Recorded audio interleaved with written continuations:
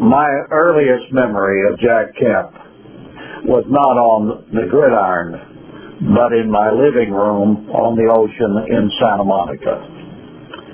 He had all the confidence of a born winner, yet he had not thrown his first pass in the American Football League.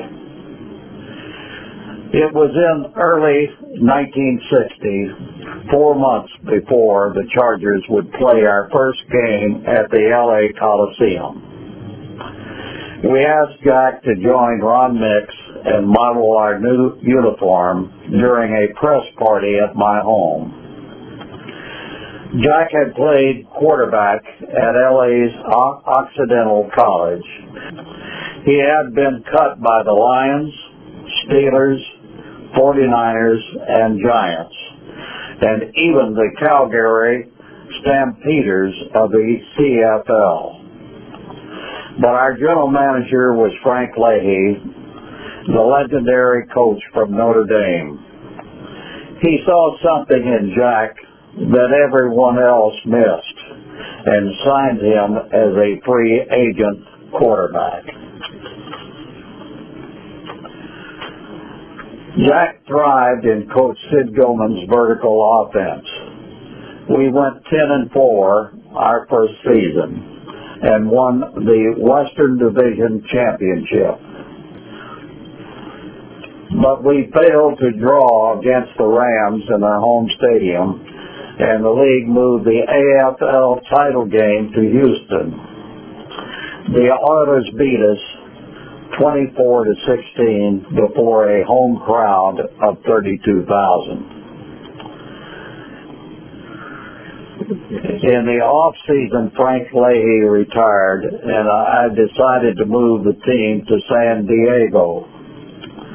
In 1961, Jack led us to a 12-2 record, but we again fell to Houston in the championship game. But this time it was 10-3 in front of 30,000 avid fans in San Diego's Balboa Stadium. Early in 1962, Jack hit his hand on a helmet while throwing a pass, and he was knocked out for the year. Sid, who was now coach and general manager, tried to hide Jack on the waiver wire.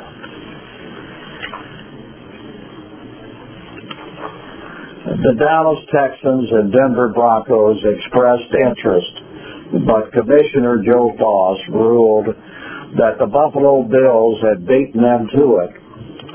They claimed Jack for a waiver fee of $100. Because of the injury to his passing hand, Jack's career was in jeopardy. But he went to the surgeon and he held a football in his hand.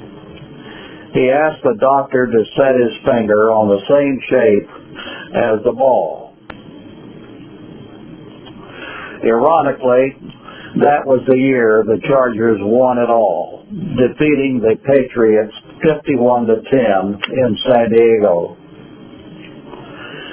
Jack completed his comeback in 1964 when he led the Bills to the AFL championship. But he did it by beating his old team, the Chargers, 20-7 in Balboa Stadium. Remarkably, Jack managed to top himself the following year, beating us again 23-0. He nearly won the championship again in 1965, but the Bills fell to the Chiefs.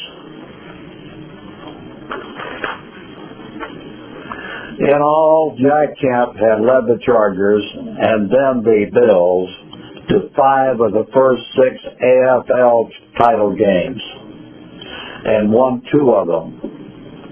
He was a natural leader and became co-founder and president of the AFL Players Association. When he expressed an interest in politics, I predicted that he would become the Republicans' Jack Kennedy. Our friendship grew throughout his political life. He routinely joked that I once sold him for a mere $100. We always had a good laugh about it before settling into a deep discussion of supply-side economics. To my great pride, Bob Dole named Jack his vice presidential running mate in 1996. It has been 50 years since we designed the Chargers uniforms, and they are still embraced by our fans today as the team's popular throwback jersey. But there's one thing I can say without hesitation. The Chargers uniform never looked better than the day it was first worn in Santa Monica by my great friend and first quarterback, Jack Kemp.